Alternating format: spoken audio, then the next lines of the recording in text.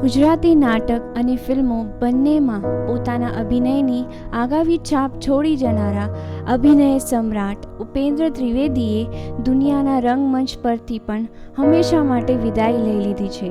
ત્યારે પ્રસ્તુત છે તેમના સંસ્મરણો. ગુજરાતી ફિલ્મોએ જેમના અભિનય કાળ દરમિયાન સુવર્ણકાળ જોયો છે, તો તાકતા પર તેમને કરેલા અભિનયે જ તેમને અભિનય સમ્રાટનું બિરુદ અપાવ્યું છે. એ ઉપેન્દ્ર ત્રિવેદી હવે આપણી વચ્ચે નથી, છતાં તેમને અભિનય સમ્રાટ નાટકમાં તેમનું તકિયા કલમ હું એ નથી અપના કાનમાં પડઘાઈ રહ્યો હોય તેવું તેમના નિધનના સમાચારથી લાગે છે.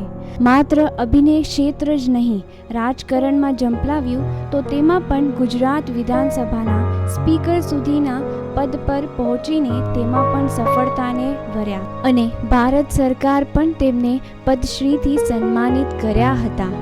1971થી 1981ના ગુજરાતી ફિલ્મ્સના સુવર્ણકાળના મુખ્ય આધાર ઉપેન્દ્ર ત્રિવેદીએ આપણી વચ્ચેથી એક્ઝિટ કરી છે.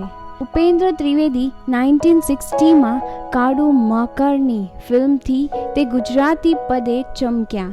હીરો સલાટ, મહેંદી રંગ લાગ્યો તથા લીલુડી ધરતી જેવી અનેક ગુજરાતી ફિલ્મ્સના સહ અભિનેતા હતા.